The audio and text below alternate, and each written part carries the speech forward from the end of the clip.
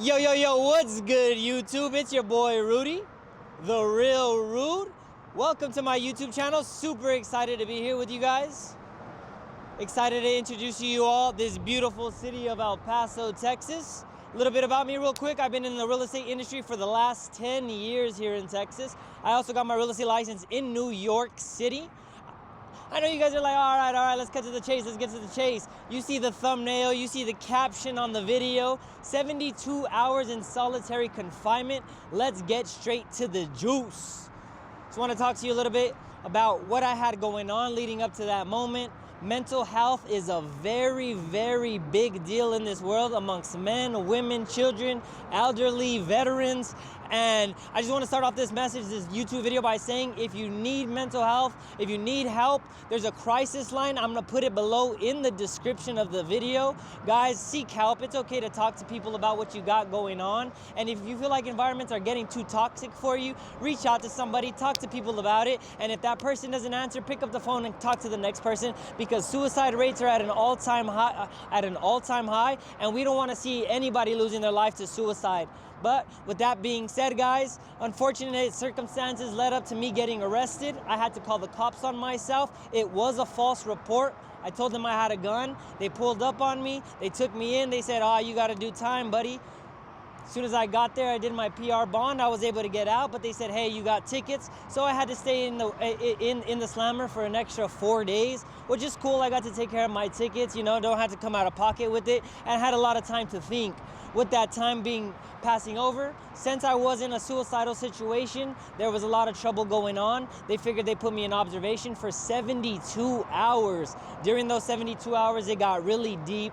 I had a lot of talks with God. It was very personal, intimate with God. All I had was my Bible. They had me butt naked. They had me in what is called a shock. It's really just a piece of cloth laying over you with a mattress. I fasted for those 72 hours. Like I said, I was on my knees, praying, worshiping, doing my workouts, 500 push-ups, 500 sit-ups, 500 lunges. I was doing bicycle kicks. I was doing 6 inches. I was getting that work in. But the biggest thing that I got from that is there's a lot of things in this world happening to us that we can't control.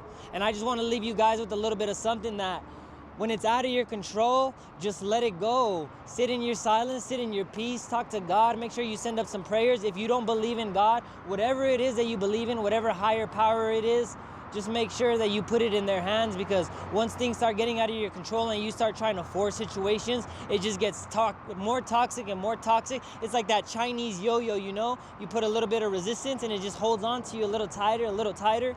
Guys, it's okay to get help. It's okay to talk to somebody. You don't want to end up in jail. You don't want to end up in solitary confinement for 72 hours. And you sure as hell don't want to end your life short. There's a lot in this life to be thankful for. There's a lot in this life to be grateful for. And unfortunately, me growing up, especially in my early 20s, I've lost a handful of friends, and not just acquaintances or friends that I grew up with. I lost friends that were really dear to my heart, that I know with family. There's friends in this life that I lost to drinking and driving accidents, to suicide, and it gets heavy. It gets heavy for us as people. It gets heavy for us as a community. It gets heavy for us as friends, as brothers, as sons. So with that being said, embrace your life. Embrace your life.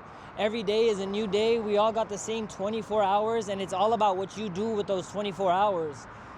Guys, let me tell you, there's days that I wake up and I still feel under the weather. I'm still adjusting to sobriety. 42 days of sobriety today. Started off the year with 75-day hard.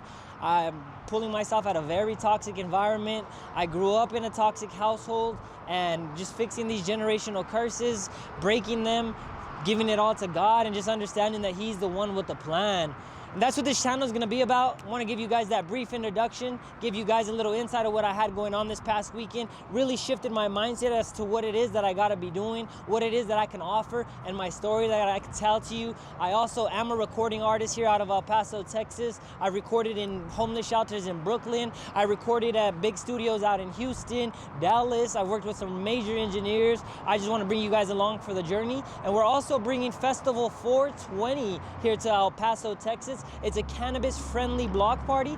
If you're from El Paso, we're shutting down Cincinnati Street from Stanton to Mesa. We're gonna have all the bars open, everybody involved, raffles, food trucks, vendors, games, all that good stuff. You call it. Get your smoke on. We got Hemp Quarters Private Lounge. You'll see a lot of them here in this vlog. We got so much motion going on. Please make sure you take your motion sickness medicine because we're gonna keep this party rocking and rolling, baby. But welcome to my channel. This is where we're at.